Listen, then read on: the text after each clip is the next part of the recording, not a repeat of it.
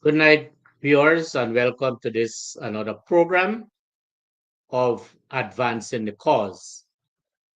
This program comes to you every Wednesday night from 18:30 hours to 20 hours.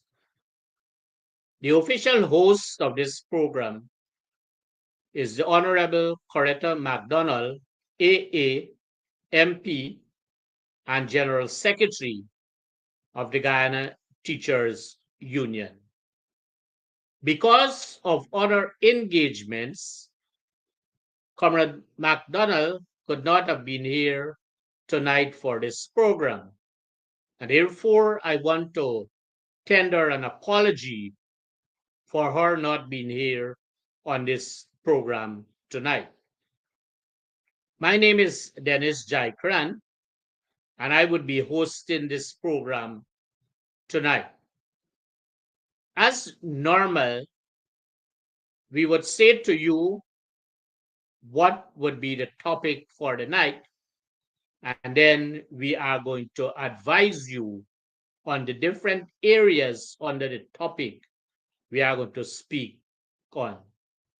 So the topic tonight is wrong road. Wrong road. And the order of the present presentation would be, first we would deal with some matters related to the Guyana Teachers Union and the Public Service Union. We are going to touch on matters of the Gold Scholarship. We are going to touch on education matters, matters related to enforcement agencies. Then we are going to look at contract arrangements, and then we are going to look at some general issues. Before we get into any of these topics, we want to say how grateful we are to our viewers and all those who, during programs or between programs, so to speak, would call to advise us on some issues. And so tonight it is no different. We want to express that sincere gratitude and thanks to all those who would have advised us on how is it we should be able to put forward some of the burning issues as they are in different regions of this country and as it relates to the different topics and subjects. So let us look very quickly as we move to item number 1, which says GTU PSU matters.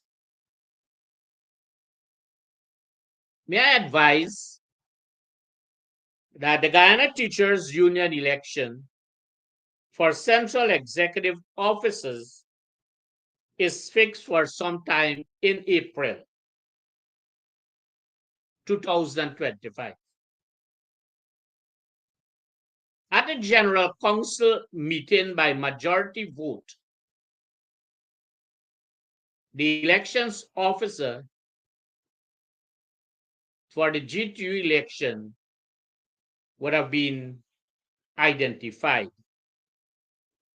And so, as it is as we speak, there are engagements, plans, and arrangements to have an election that is very smooth and that would bring the results based on the desire of our teachers. But I want to advise our teachers and I want to encourage our teachers not to vote. And I repeat, to encourage our teachers not to vote or to support those who you know and all of us know would have betrayed our teachers for 10% increase in salary. And so if those persons, you know them, would have presented themselves for election to any office at the central executive level of the GTU, you need to not give them that support. Because if you do that, they would continue as they would have done to betray you and to starve you, so to speak, of the salaries and benefits that you rightly deserve in an oil producing country. And so, whoever is that person or those persons that would present themselves to you, ensure among them that you do not support any of them that betrayed you for a 10% increase in salaries. And so, teachers, you have this opportunity because the executive, as is, or to come, so to speak, would need to be one that would be bargaining for our teachers. Well, let me make this point.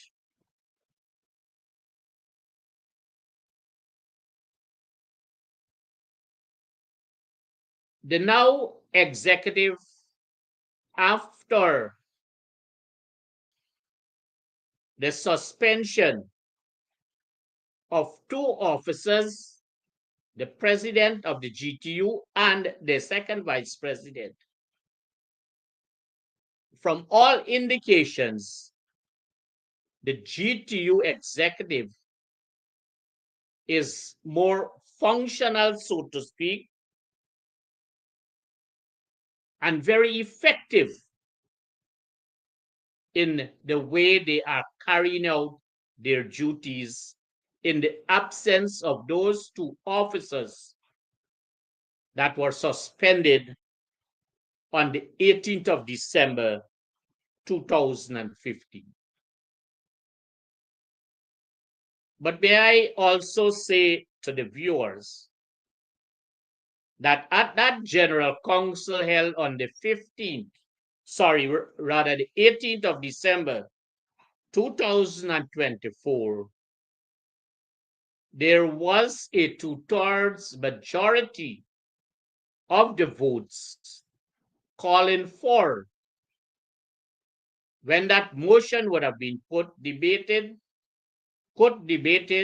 and voted upon, that 2/3 of the General Council members showed a way in which those two executive members should be suspended.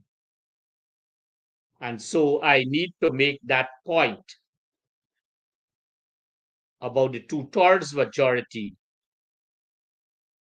that voted for the suspension of those two persons, the president and the second vice president. And as I said earlier, as it is,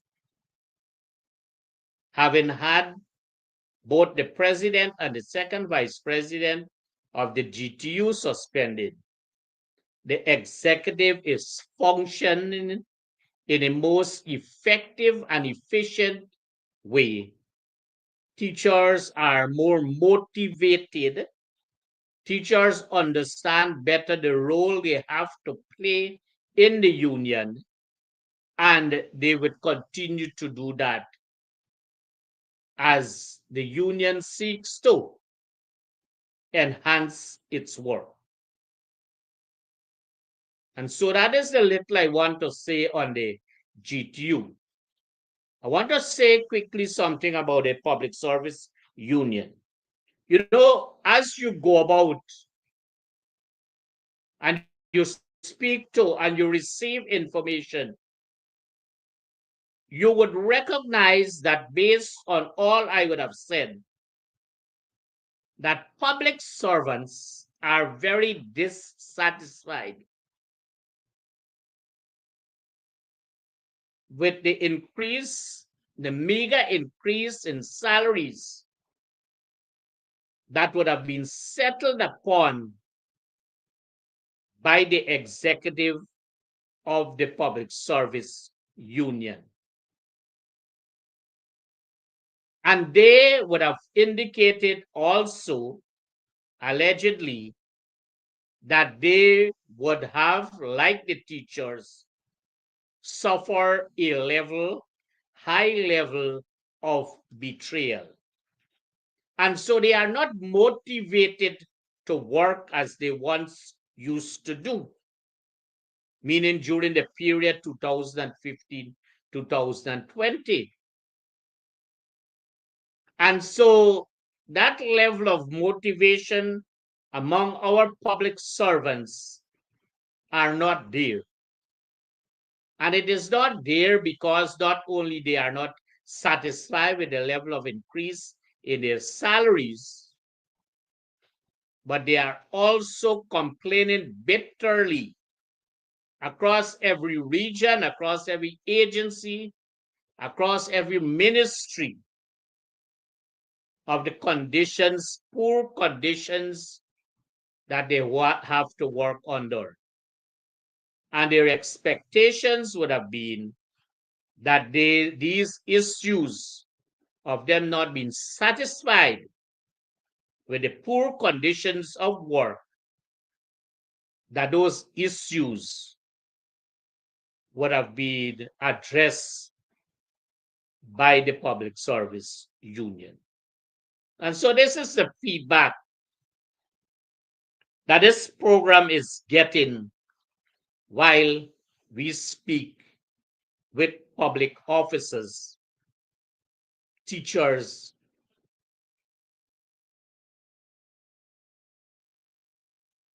and other employees of the state. And so we have come to item number 2, which is the gold scholarship.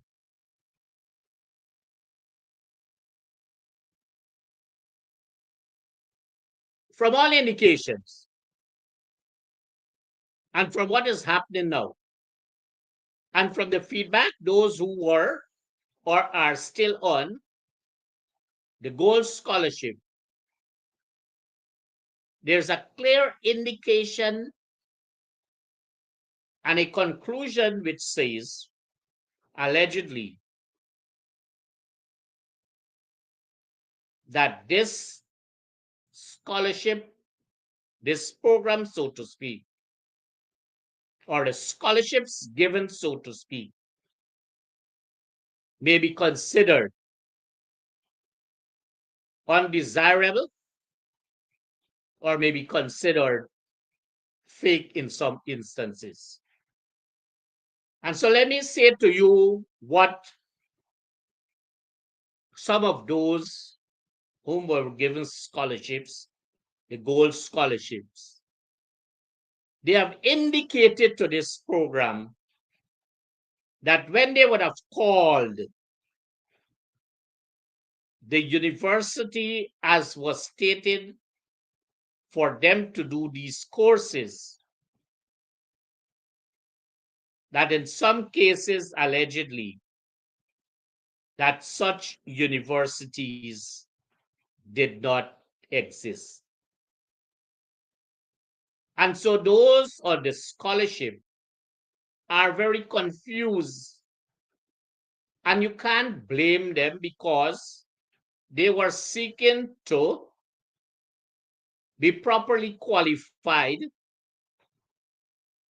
and to have advanced qualifications in some cases. But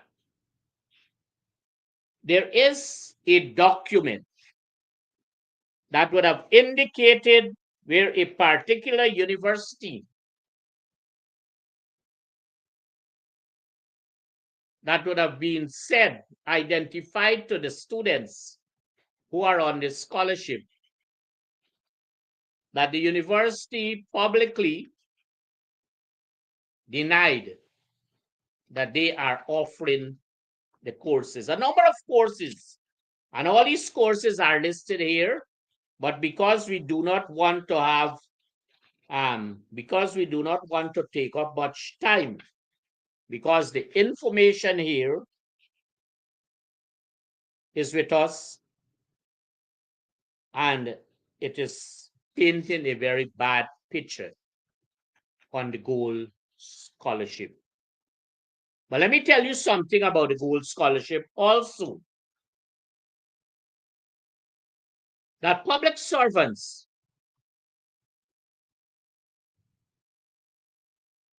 who were in or are still there for 15, 20 years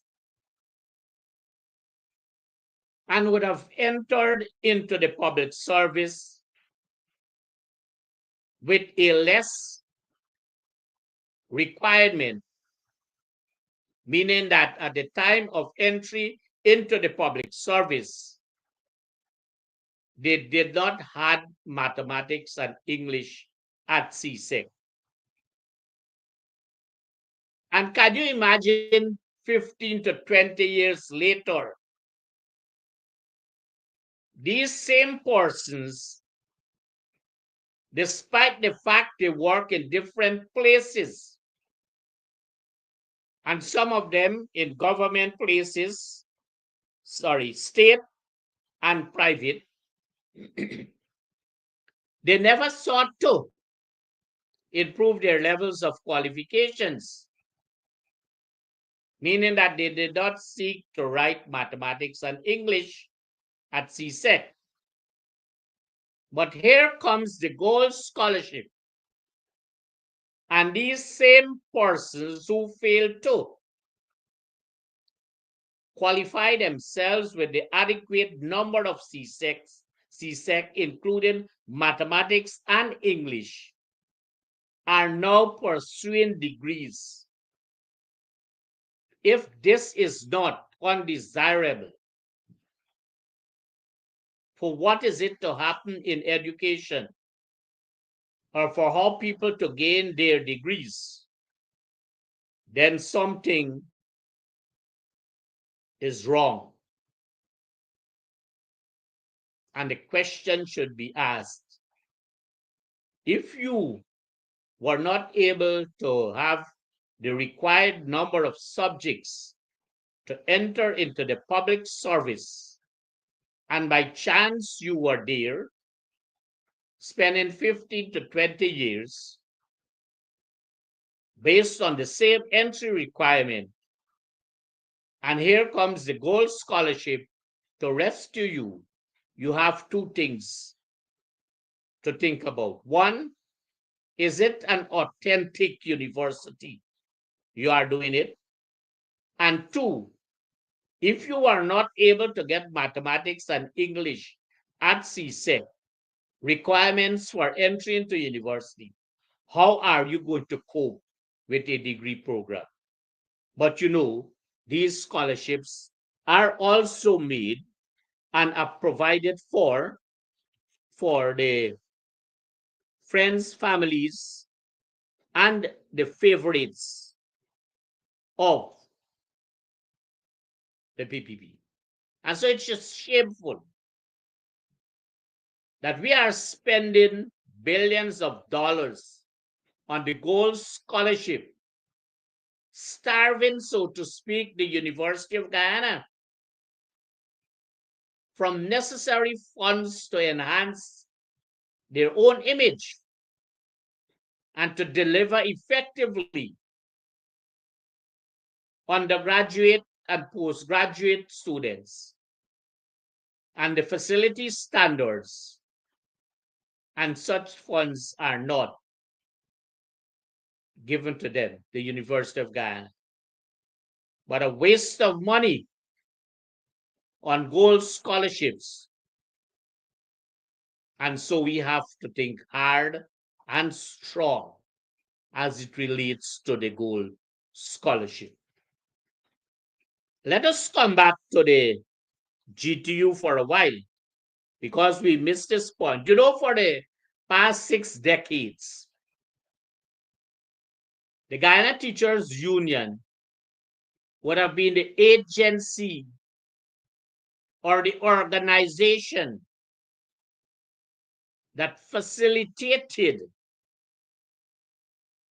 the National Athletics Championships for the Guyana for the Minister of Education. And because of that, the Guyana Teachers Union had an established National Sports Committee that engaged the Ministry of Education over the past 6 decades, and they would have had staged successfully consecutive National Athletics Championships. But the wave is now changed. And the Ministry of Education thought it fit and maybe agreed upon by some de facto persons, members, maybe, allegedly, de facto members of the Guyana Teachers Union, and think they can now stage these championships without the Guyana Teachers Union. It is alleged that there was some launching of these national championships sometime last week or the week before at Ensor. And if we recall what happened at the General Council of the Guyana Teachers Union on the 18th of December, and if we are to recall what would have been said, that there was this launching, you can only conclude that de facto members of the Guyana Teachers Union or undesirable members were invited, so to speak, at the launching. But that was a fiasco by itself, a shameful event where you had senior officers of the Ministry of Education present themselves poorly as questions were asked.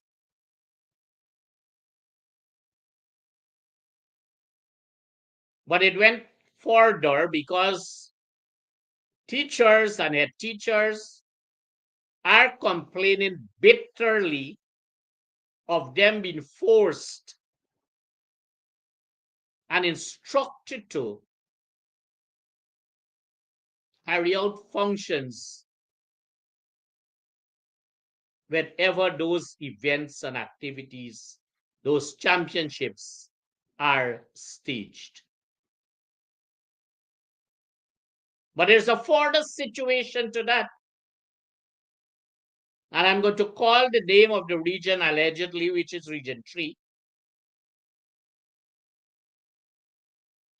And there is this complaint about ordering of meals based on the budget that was presented allegedly by Region 3, that these meals for these athletes were ordered in Georgetown. But it is alleged that they were further instructed that that should not happen, and that there are comrades of the PBP in Region 3 that would have been identified to do these caterings, to provide meals for these athletes. But something backfired. And this did not happen. And so the Department of Region 3, the Education Department, had to revert to the situation in which they went back to the person in Georgetown and they were refused because that order was taken away from the person.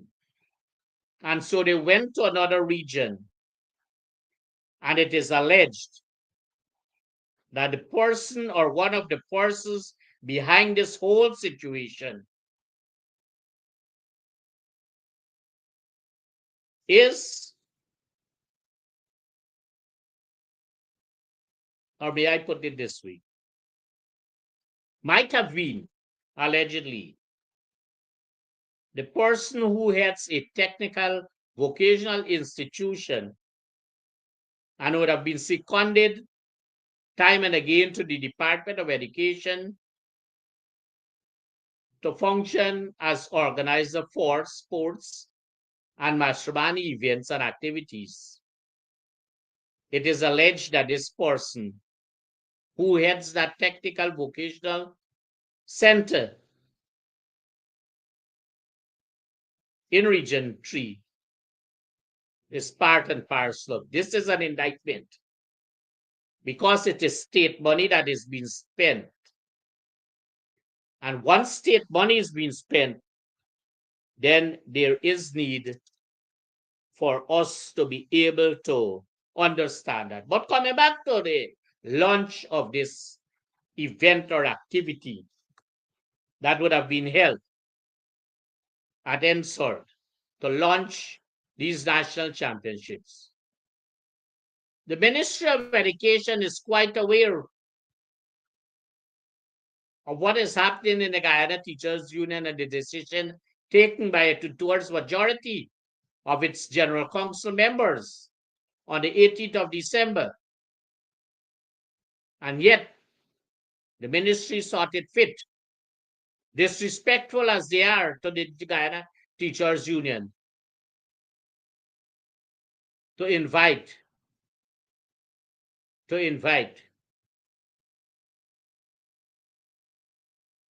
some de facto members of the Guyana Teachers Union. This is an indictment. And if the ministry wants to work with the union, the Guyana Teachers Union, then they should be respectful to the Guyana Teachers Union. And they are not giving that respect to the Teachers Union. So I thought it fit that based on the information this program would have received, that it is only fitting that we speak to these issues because they are of great concern, not only to our teachers, but to our regional education officers and officers of the Department of Education, their teachers, parents, and all persons that are part and parcel of education delivery at the different levels in this country.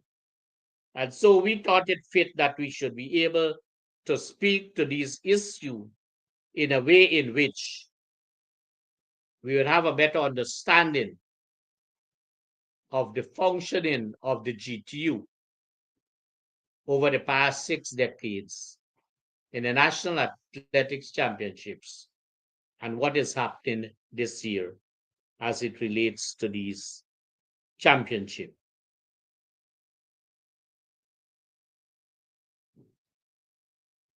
You know, based on the feedback, after the suspension of 2 of its members at this 18th of December General Council meeting, there's a clear indication that and I said it early on, but I think I should make reference to it, that the GTU, the members are more motivated, they are more organized, and the union is more effective despite the fact that there are some challenges as it relates to funds to take care of some of these activities. And the last thing I want to speak on this topic this subject rather, is the channel of communication. Effective communication is always important to the management of any organization. And there has been over the years an established channel of communication. But of recent, there are indications that such channel of communication is broken to the extent that persons are writing or officers are writing to higher offices without making reference to the document of effective communication, more so the channel of communication, and it is causing chaos and confusion, not only in the ministry, but among our head teachers and our teachers. And so this program thought it fit that if we are going to get anywhere with education delivery, we need to take a serious look at that. And so let us turn our attention to the third issue, which is education matters. And we want to, let me give you some information very quickly so that you can correct some of the misinformation of the Minister of Education.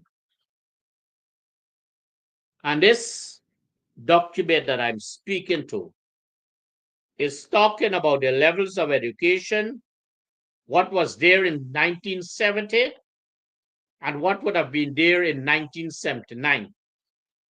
And there's a table that I'm going to refer to so that we make the necessary information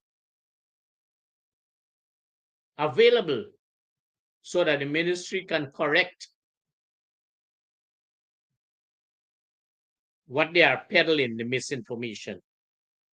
So in 1970, there were no nursery schools in this country. But by 1979, under the PNC government, Forrest Burnham-led government, there would have been 372 nursery schools. None at 1970, but by 1979, 372. Primary schools. In 1970, you had 318. In 1979, you had 433. Secondary school with tops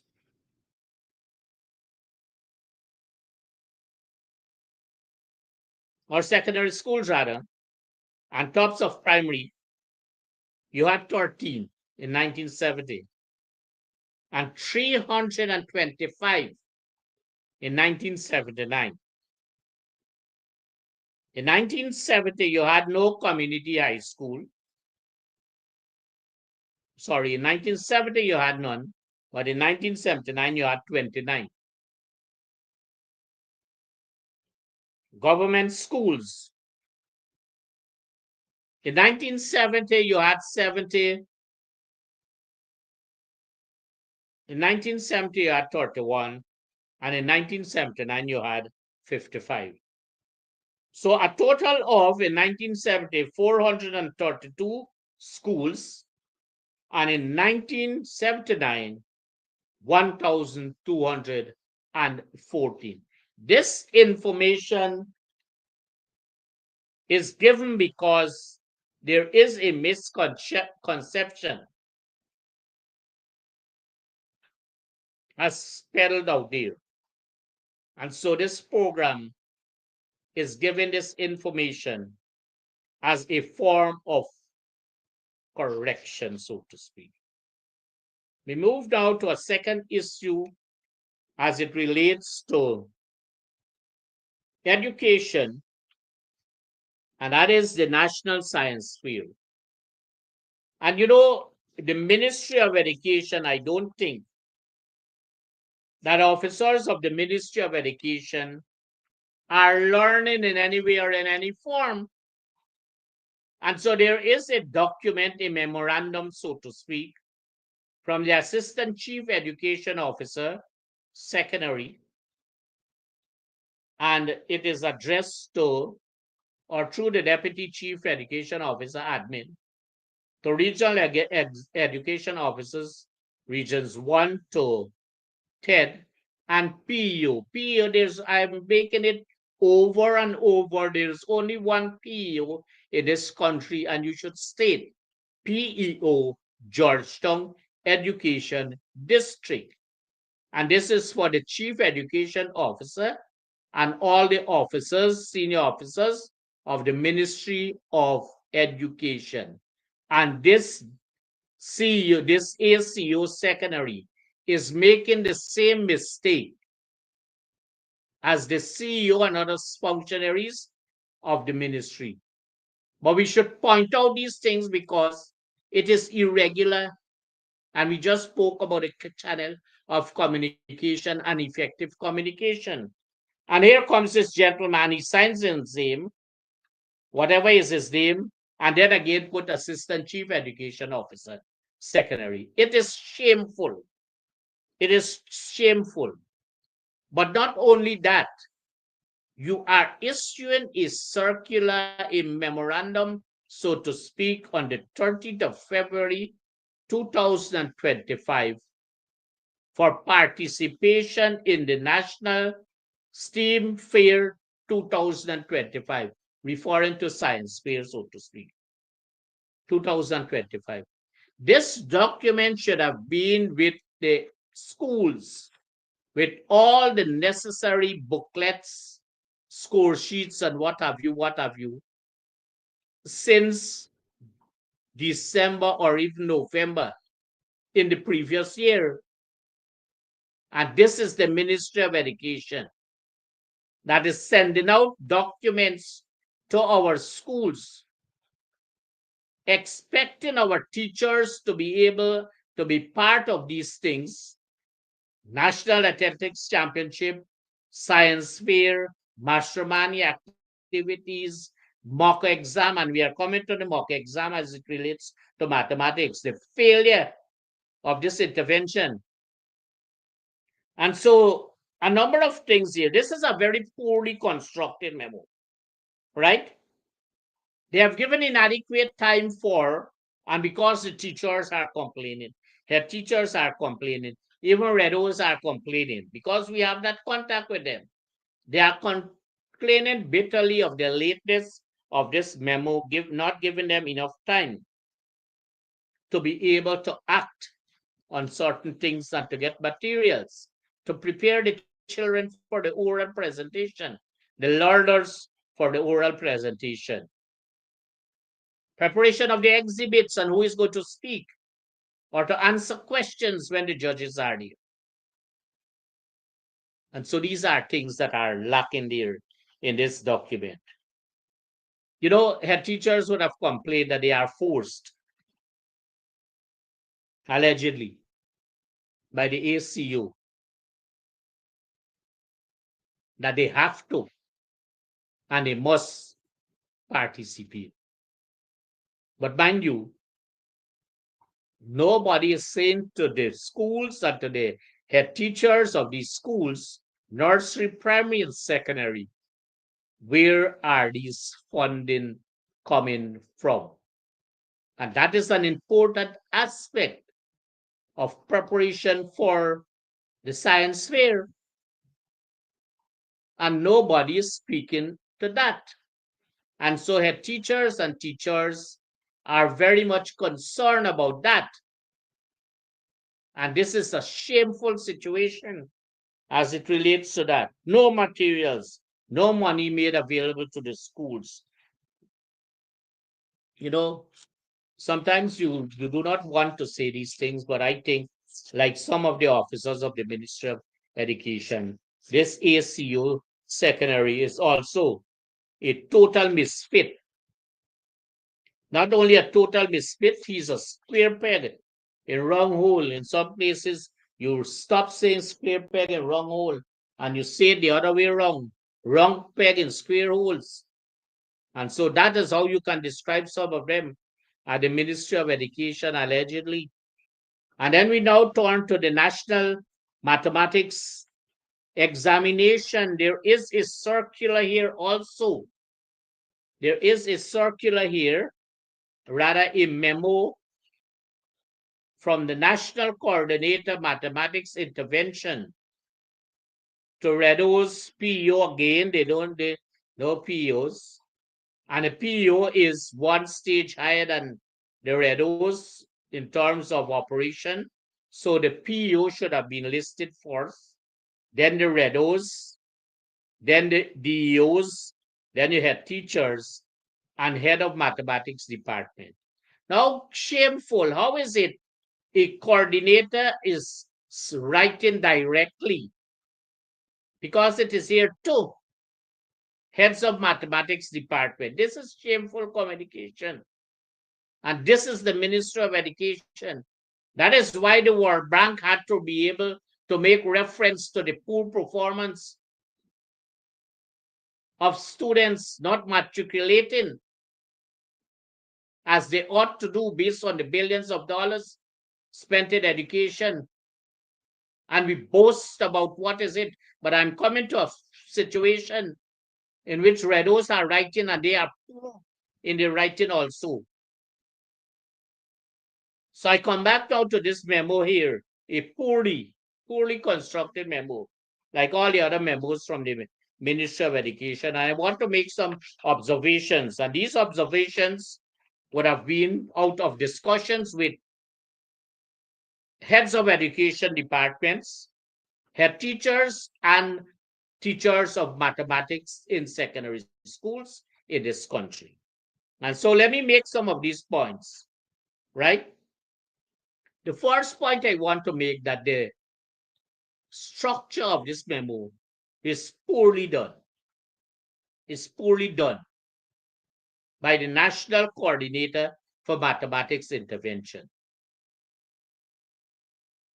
Right? The second thing I want to make mention of, because these things were said to this program, that teachers and teachers are complaining of the poor structure of the papers 1 and 2. Poor structure. Teachers and teachers are also complaining that questions were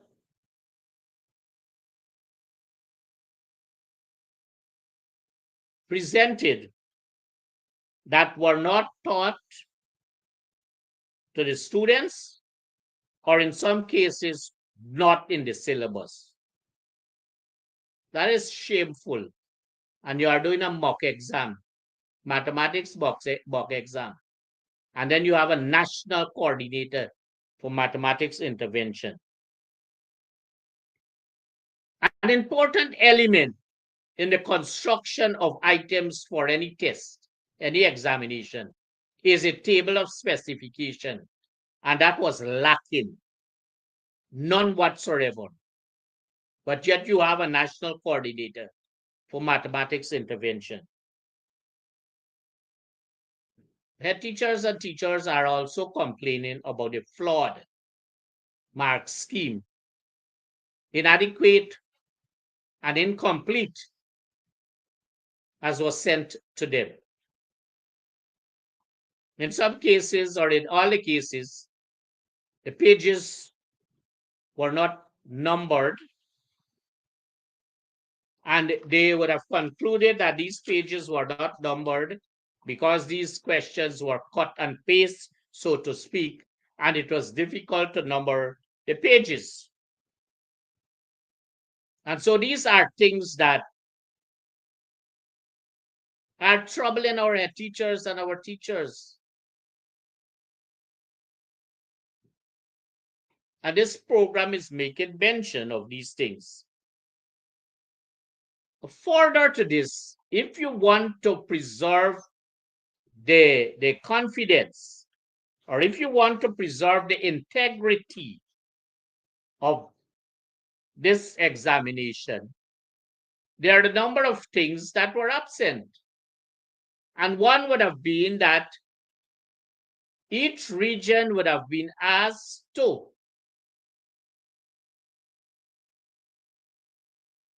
print its own papers. Mind you, they receive the soft copy from the national coordinator. Minutes, in some cases, some regions are complaining minutes before the exam. Some are complaining one day. These are allegations, right? We are putting before you. And so they were asked to do their own copying of the papers. And this is here right away, is integrity. Is integrity in question? So the question is asked by head teachers and teachers, and in some cases, heads of education departments. Where are the billions of dollars allocated, not only for mathematics intervention, but for education delivery in this country? And this ought to be a function of NSER, to print, to package, and to distribute. In some cases, the distribution would mean that regions ought to go and collect, sign for, and store it at a particular area. In some cases, most of the cases, it would be police stations where you have boxes there and you have two locks. One of the keys would be kept by the police, one would be kept by the regional education office or the head of the Department of Education in the outlying regions.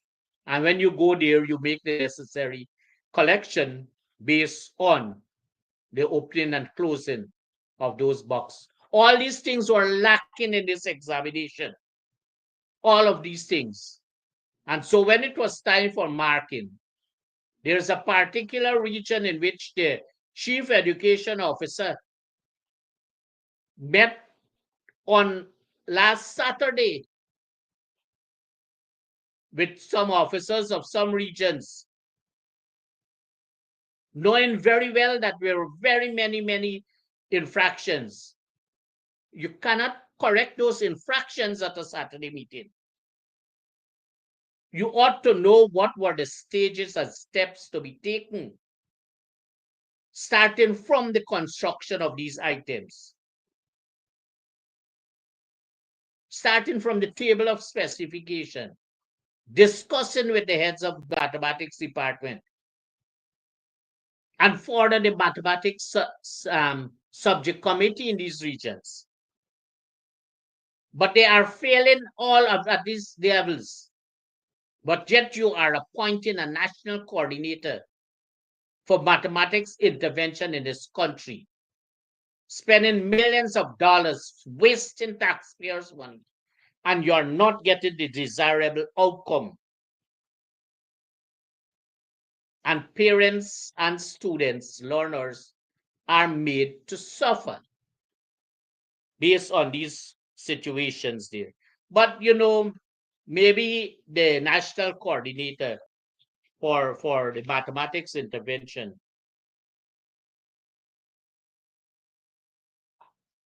did not do this course at university or a training college you call measurement and evaluation. And if you are a national coordinator for mathematics intervention, then you ought to be very sharp in aspects of this course you call management evaluation, measurement and evaluation. And maybe he missed, he or she, I don't know. There's some, I see some here, some signature. And this here is a poorly constructed memo too. Thank you for your cooperation. Yours, kind regards, signed. Whatever is the name there, I don't know what is the name. National Coordinator for Mathematics Intervention. I don't know if these people don't look back at these memos that they write to see how poor they are performing. And those same performance are going on to our students. That is why the mathematics and all these examination results are so poor. Not because of our teachers, they do well, but because of those many different officers who are not fit to perform such duties are there. And so, if by chance the National Coordinator for Mathematics is listening, I want you, and I'm going to send this document to you if you get in contact with me, like very many other programs. There is a document that I have before me that speaks to reliability, validity, fairness, other ways to measure students' learning, summative assessments, formative assessments, direct measures, and GPA. Those are some of the aspects of measurement and evaluation that I think you are lacking. And that is why what would have been done to the mathematics program, not a program, what you call the um, mock exam, poorly constructed. That is the first step of failure of whoever is the coordinator of mathematics intervention in this country. That is the first step to know that this office here or this agency or organization is wasting taxpayers' money.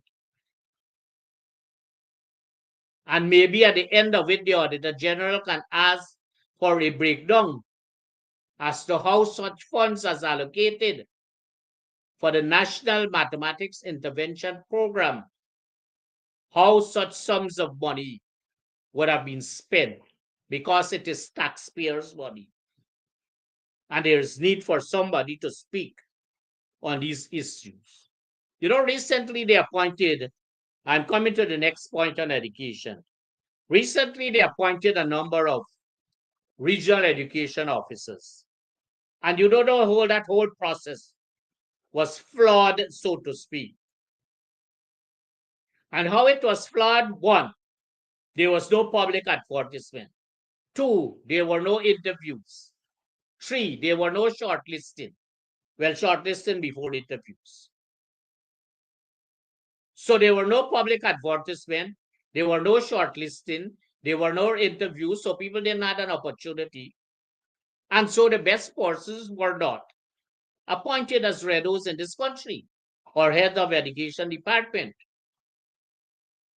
In one case, you have a retiree in one of these departments of education heading it, disallowing young persons from being promoted. But maybe when you can do what is required of you based on what is undesirable for the system, it gives you an opportunity to remain, not to function effectively, but to carry out functions that are undesirable to education delivery in this country. And so I'm speaking to a document here that would have been sent to, I think is Saddam Hussein, Chief Education Officer, Ministry of Education, 26 Britain. And the date is the 20th of January, 2025. Dear sir, oh my, this is the part here. 5 lines of what the subject is. And it says, a list of schools not yet commissioned and schools with extensions that will conclude, right? by end of March 2025 at the primary level. Now these are all, well, let me go. It says here, greetings to you and your team. This is a personal letter. This here, you are taught that at school. It is personal when you say greetings. I don't expect a head of education department. And that is why I'm talking about quality of persons.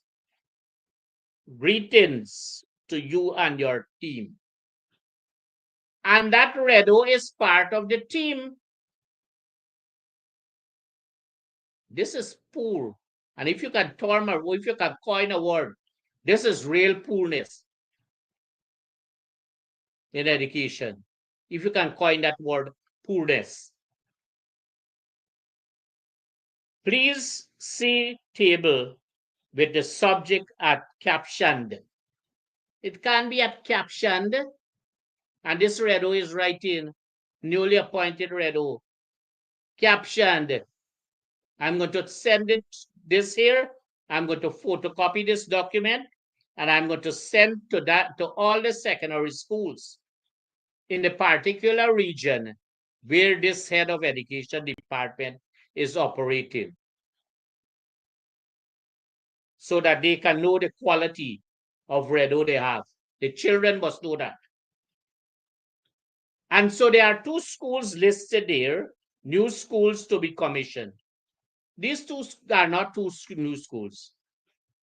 These schools are enjoying a rehabilitation, or they are enjoying a new building, but not a new school.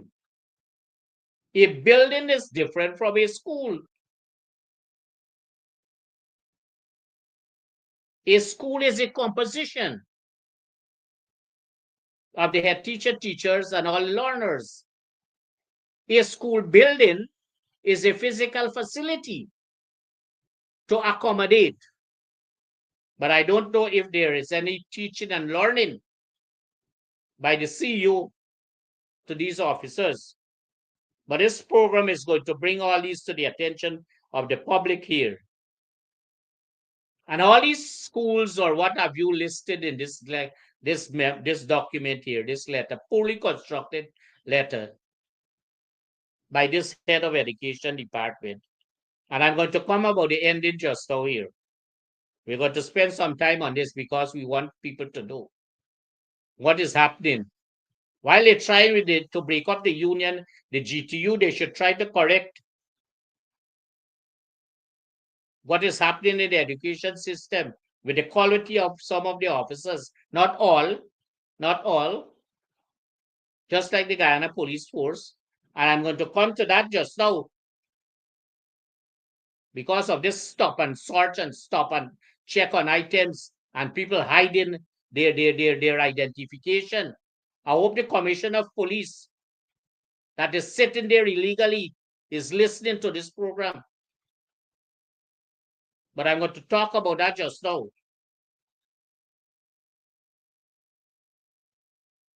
So this letter is poorly constructed. And all these programs, mind you, all these programs are capital programs for 2000 and all these programs are capital programs for 2024.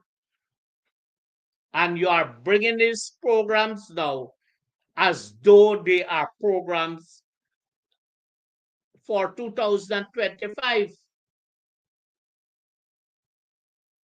This is misinformation to the public. And the public should know this. Here the end of this, all for your information and guidance. Full stop. Thank you. Full stop. Then it comes to say, regards. And this person didn't even sign his or her name. Regards, the name of the person, and the person put Redo at the side of his or her name. And then at the bottom of that, The person puts again, regional education officer. Shameful, shameful Ministry of Education. We are on the dung. That is why this program tonight here, the topic or the subject for this program, as it is, wrong road, Ministry of Education. And so we thought it fit that we should bring these things to the attention of the public.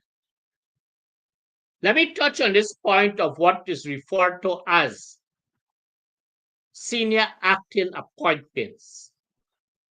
It would appear as though there is a challenge and difficulty, not only at the level of the different departments of education, but at the Teaching Service Commission. And what is happening, you can only conclude based on the information before us in this program, that there might be some level of discrimination or there is a level of favoritism for persons, or if you were part and parcel of the last protest action by our teachers, justly so, you are cited allegedly for discrimination in different ways and in different forms. But let me remind the Teaching Service Commission, and let me remind the Department of Education, the Departments of Education, and the Central Ministry of Education, its officers there, from the CEO, DCOs, and the ACOs, that in a proposal for senior acting appointment, they do not even put on the form which asks the question, supersession or not. You have to indicate if there is supersession or not. They do not indicate that. And then you have to say what is the level of payment you are recommending. And so there are two levels of payments. The first one is that that position that you are proposed to act in, if you are not eligible for appointment in that position, then you are recommended for 2 increments. May I repeat? The position you are proposed to act in or to perform duties, if by chance that vacancy exists and you apply, you are not eligible, then you cannot be appointed or will not be appointed because you are not eligible. But at the time of proposing, you are the most senior person on the staff to be proposed to act in that position. But you cannot, or you are not reaching the requirement for appointment. You would have to be recommended for 2 increments. If you are proposed to act in that particular position, senior position, and you are eligible whenever the time that vacancy exists, then you are recommended for full difference in salary. That is to say, whatever position you are holding now, your substantive, and the position you are acting in, whatever is the difference there, you have to get full difference. There are challenges and difficulties in this country, across regions, as it relates to some people not benefiting from their entitlement. And whether it is the Ministry of Education, the departments of education, so to speak, and the Teaching Service Commission, this program is kindly asking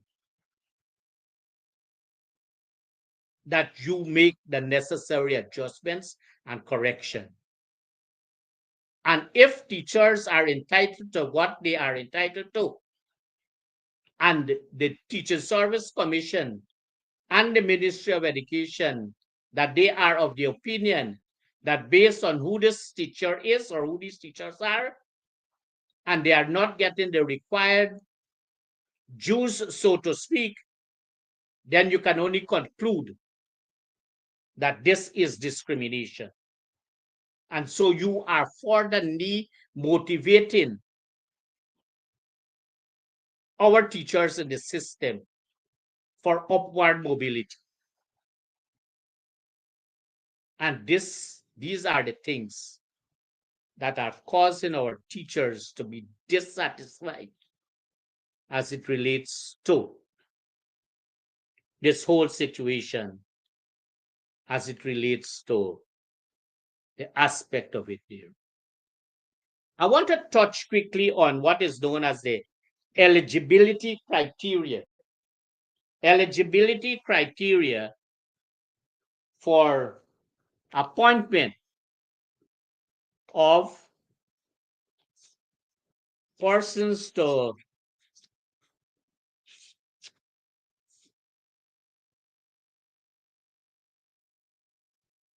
let me just get it. Eligibility criteria for appointments and promotions in management, tutorial, education, technical, and workshop assistant positions at post-secondary. This document that I have before me here was prepared in August 2010, detailed as it is. But there's another document not dated, but I want to believe it is this year, 2025 or 2024. And this document here is from the Ministry of Education. And there are changes. And those changes there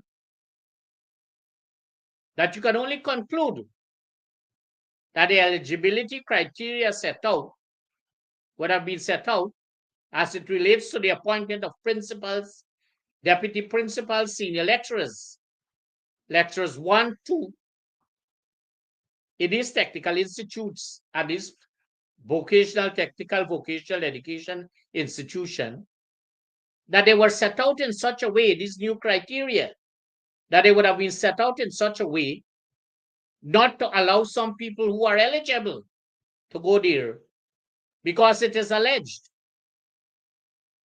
that persons would have already been identified, friends, families, and cronies of the PPP, friends, families, favorites of the PPP rather, to fill these vacancies, and even in some cases to put them there. That is not how you manage education. You look for your best persons. You do not look at your loyalists who belong to the party, the PPP. You're not going to get the desired results. And so they have set aside this here. But basically, it is a 2010 document. And this is a failure in the education system. This is total and tremendous failure, so to speak. And if this is a 2010 document, then I notice there's an endorsement. And none of the persons, 3 of them, who would have endorsed the new criteria set out, none of them ever worked on this document. And the question is, how is it the Minister of Education, Priya Manik-Chan, is endorsing this document?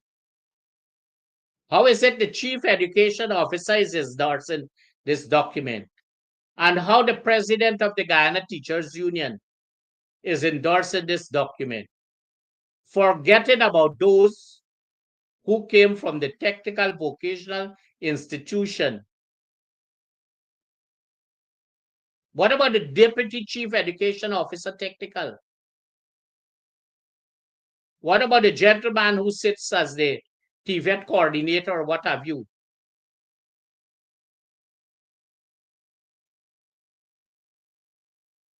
All these things are irregular in the education system. You should not attach names for endorsement when they know nothing about the document that they are endorsing. None of them. None, absolutely none of them. They do not have a clue of what is written in these documents. And here again, it is shameful as to the stage we are at in the education system. And we need to look at this situation very carefully. We will come back to some aspects of education later on in this program. But let me quickly touch on something that we have been touching on for a very long time. And that is to say the complete failure of enforcement agencies in this country.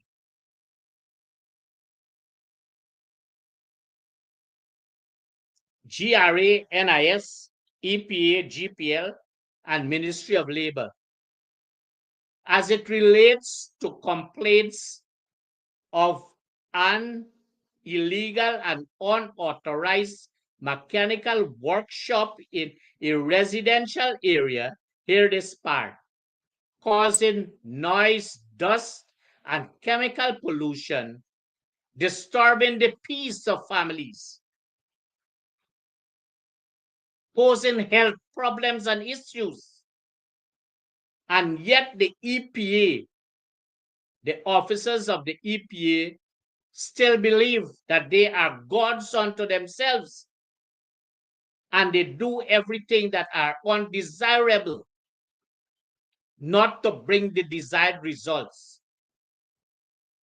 But you know, this question is asked, are they functioning the way they ought to function?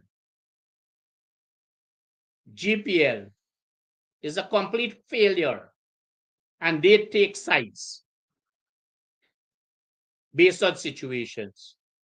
The Ministry of Labor, despite the fact they received 12 letters or more, to date has not responded or to see that there is no compliance as it relates to the Occupational Health and Safety Act and all the regulations as it relates to safety. GPL, the advice to you is that you would only come on board, and God forbids, if there is a fire. And it would not only affect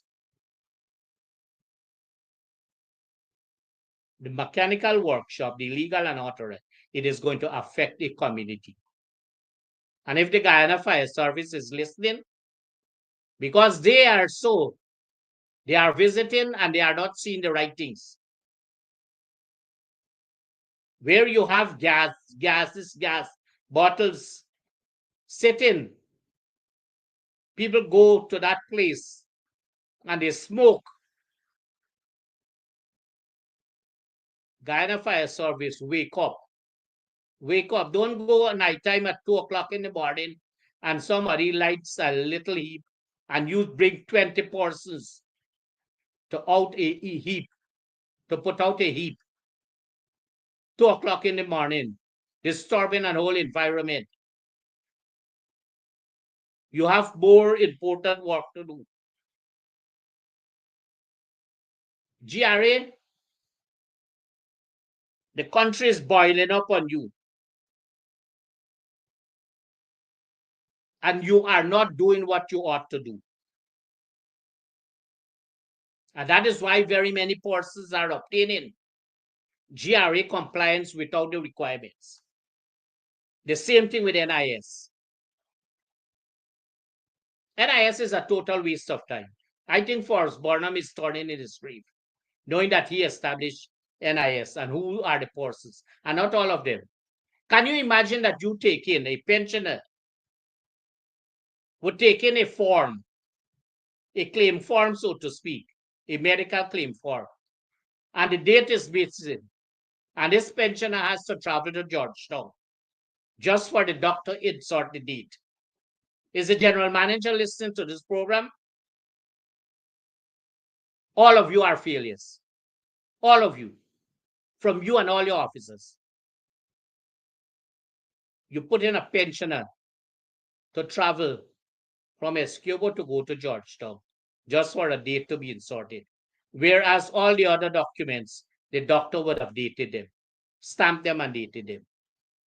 Can your officers not see that? But you are wasting time. You are wasting taxpayers' money. And you are doing favoring, like the compliance, NIS compliance. Like the NIS compliance. So we need to take a look at that. And so because, ladies and gentlemen, viewers, I want to talk quickly about, because we are getting some technical difficulties now. We are going to conclude this program by looking at the contracts that would have been signed in 2024, the last week in December. The last week in December for contracts of 2024. All these contracts are still to be concluded. And this is across regions, ministries, and agencies. And these contracts are still. For those that would have been completed, the quality is very poor.